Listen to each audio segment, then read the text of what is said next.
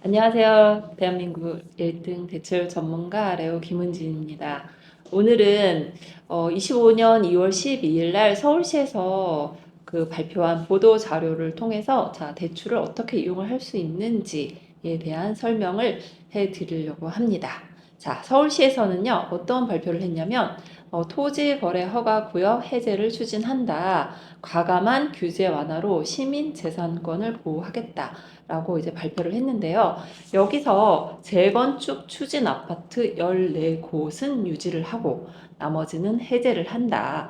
이 의미는 뭐냐면 재건축 아파트 같은 경우는 이제 계속해서 토지거래 허가 구역으로 묶여 있겠지만 뭐 이미 완공을 했던 뭐 신축 아니면 뭐 준신축에 해당하는 아파트 같은 경우는 모두 토지거래 허가 구역에서 해제를 한다.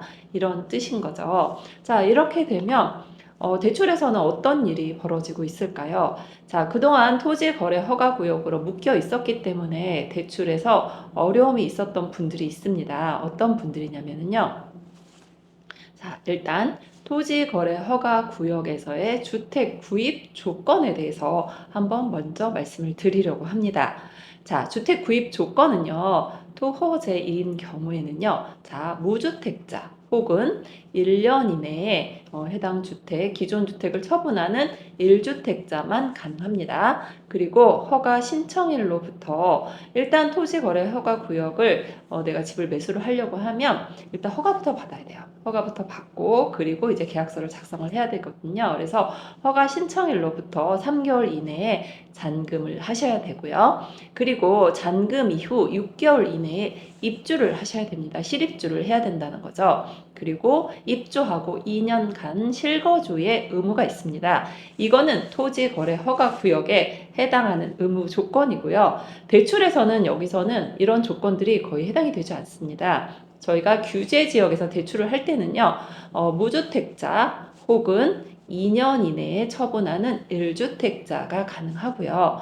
그리고 뭐 잔금 시점은 딱히 정해져 있지 않습니다. 그리고 실거주 의무가 없어요. 그래서 대출하고 이런 토호제 기준이라든지 청약이라든지 세금이라든지 모든 기준이 다 다르기 때문에 여러분들이 헷갈리실 수도 있고요. 또 의외로 놓쳐가지고 낭패를 보는 경우가 있기 때문에 각각의 전문가들한테 문의를 하는 것이 가장 좋습니다.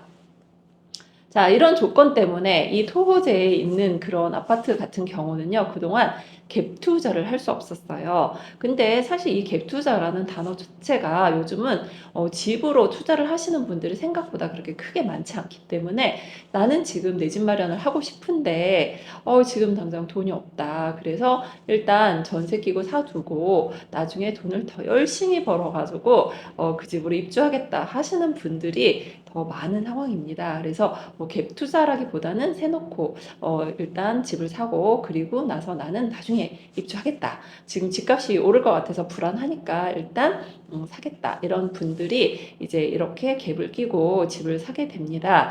그래서 이런 갭으로 살 때는 대출이 안 나오나요? 라고 문의를 하시는데 나오는 분들도 있습니다. 어떤 분들이냐면 이 규제 지역 같은 경우는요, LTV가 50%예요. 그래서 집값의 50%가 대출이 되는데, 집값의 50%보다 더 작은 보증금으로 그 집에 세입자가 살고 있다라고 하면 그 뒤로 예를 들면 20억짜리 집이면 LTV가 50이니까 10억까지는 뭐 전세가 됐든 대출이 됐든 레버리지를 쓸 수 있는 상황이 되는 건데 여기서 세입자가 뭐 7억에 있다.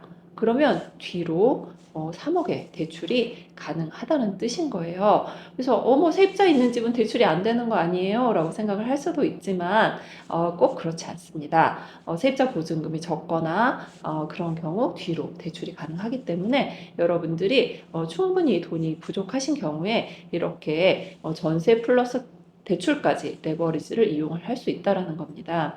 저희가 레버리지를 좀 써야 우리 팍팍한 삶에서 사다리 역할을 할 수가 있는 거잖아요.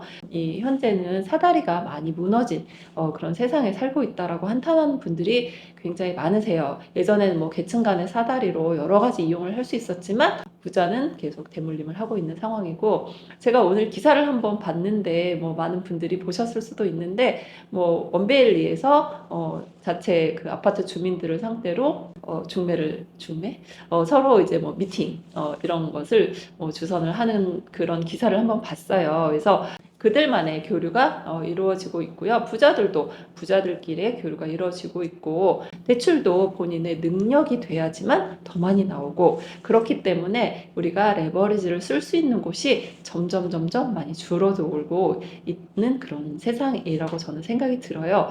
사다리라는 개념이 많이 없는데, 여러분들이 내 집 마련을 할 때 사용할 수 있는 그 사다리는 전세 레버리지, 대출 레버리지, 그리고 시간입니다. 그래서 하루라도 젊을 때 집을 사게 되면 시간이 여러분들의 돈을 벌어줄 수 있는 그런 레버리지로 작용을 할 수 있다는 거죠. 규제 지역에 집을 사겠다라고 하시면 전세 플러스 대출까지 이용을 하시면 좋은데, 반대로 집값이 20억인데 전세가 뭐 14억이다 이러면 레버리지를 쓸 수 없는 경우도 있습니다. 하지만 생애 최초로 내 집을 마련하는 분들 같은 경우는요, 레버리지를 더 많이 쓸 수 있어요. 우리가 생애 최초로 대출을 하게 될 경우는 LTV 80% 이내 최대 6억의 대출이 가능합니다. 그래서 예를 들면 아까 제가 말씀드렸듯이 20억짜리 집에 전세가 14억이다. 이런 경우에도 우리가 생애 최초는 80%까지 레버리지를 쓸 수 있다고 말씀을 드렸잖아요. 그러면 20억 곱하기 80% 하면 16억의 레버리지를 쓸 수 있습니다. 그럼 전세가 14억이니까 뒤로 2억의 대출이 가능한 거죠. 그래서 이 생애 최초라는 상품이 굉장히 다양한데요. 은행 상품 다르고 보금자리론 다르고 디딤돌 다르고 이래서 내가 나는 보금자리론의 생애 최초만 머릿속에 들고 있었다라고 하는 분들은 좀 더 범위를 넓혀보면 더 좋을 것 같습니다. 그래서 최근에는요, 차근차근 단계를 밟아서 정말 좋은 집을 마련하고 싶다 하는 분들도 계시지만, 나는 그냥 한 방에 좋은 집을 마련을 하고 열심히 돈을 벌어서 그 빚을 갚겠다 하는 분들도 생각보다 많으시거든요. 그래서 이런 규제 지역으로 생애 최초의 대출을 이용을 한다라고 하면 레버리지를 80%까지 이용할 수 있다. 그리고 전세가 있어도 뒤로 후순위로 80%의 레버리지를 전세 플러스 대출로 이용할 수 있다. 나는 한 방에 상급지로 갈 수 있다. 뭐 이렇게 가시라는 건 아니고요.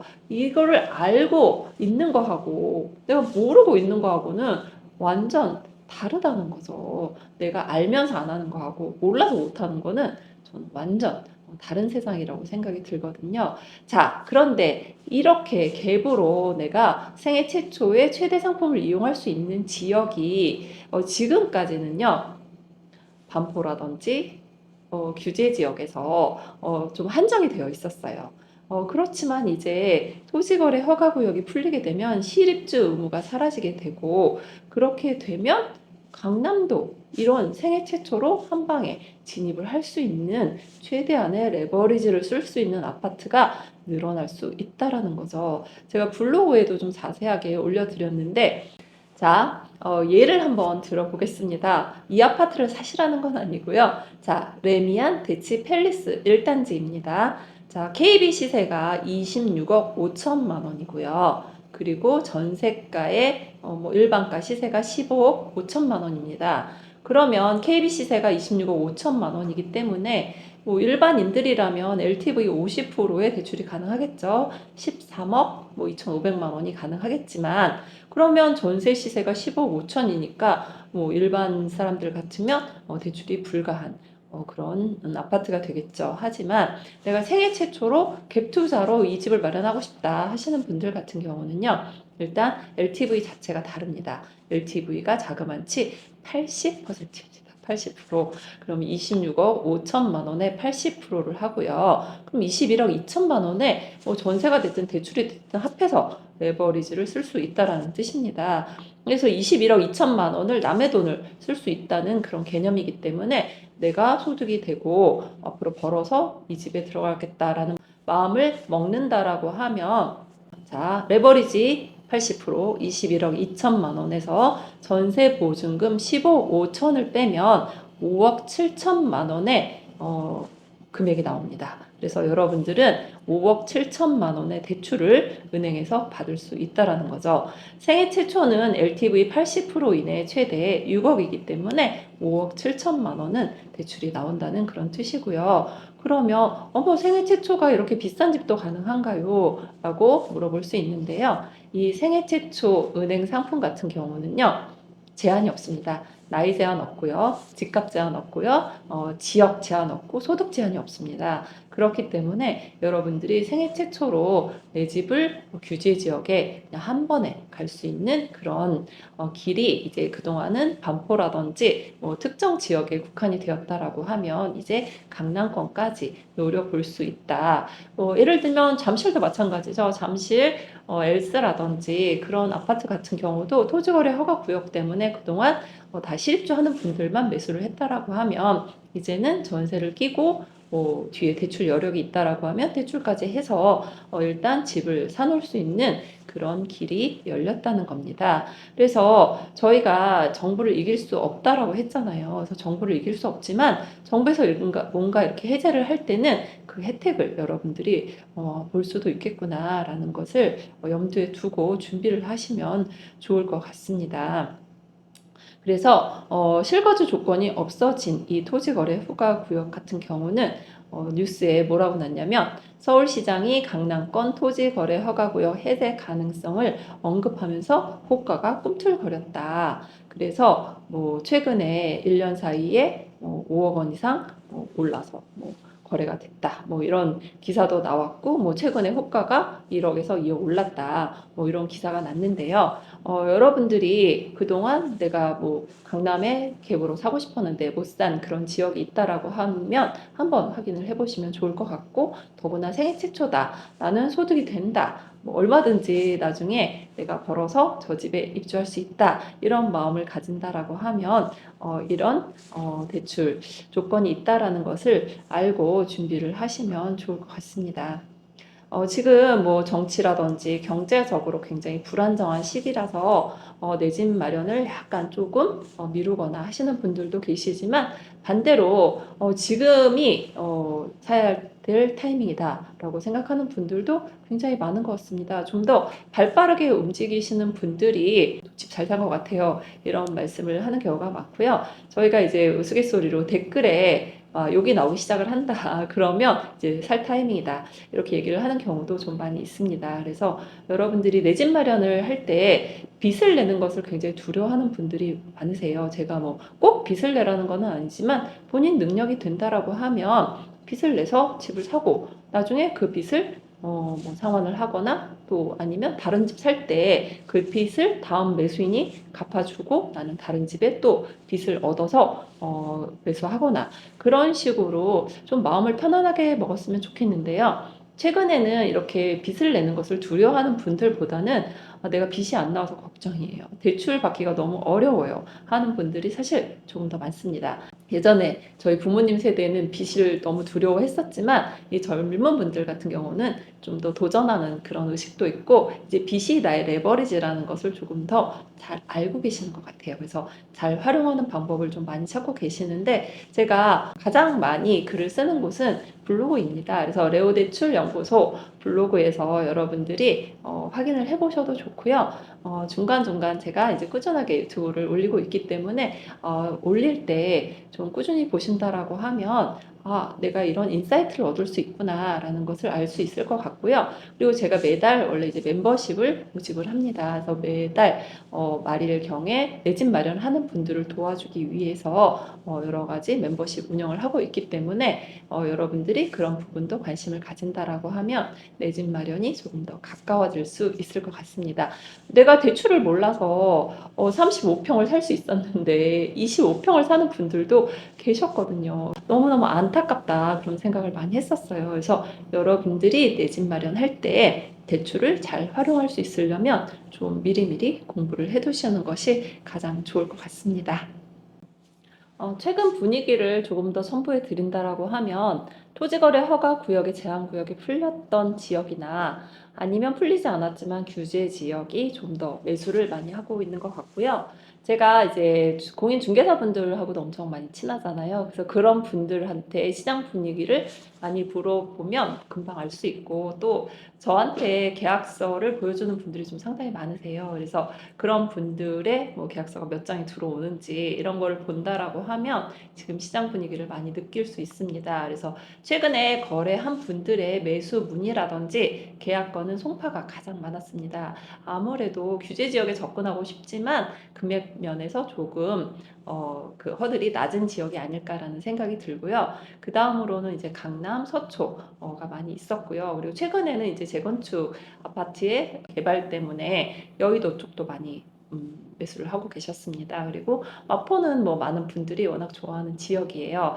직장도 가깝고 해서 젊은 분들이 많이 좋아하는 지역이고요. 그리고 최근에 이제 분당도 거래가 좀 많이 있었습니다. 그래서 얼마 전까지는 서초가 좀 많았다라고 하면 이제 최근에는 강남이 좀 늘어났다는 생각이 들고 있기 때문에 여러분들이 대출을 준비를 할 때 DSR 체크 잘 하시고, 그리고 내 집 마련을 할 때 처음부터 지역을 잘 선정해서 하시거나 갈아타기도 가장 좋은 지역으로 잘 준비를 한다라고 하면 이게 사실 내 집 마련 과정에서 굉장히 많이 스트레스를 받으세요. 계좌가 안 나와서 걱정이다. 매도인이 너무 까칠하다.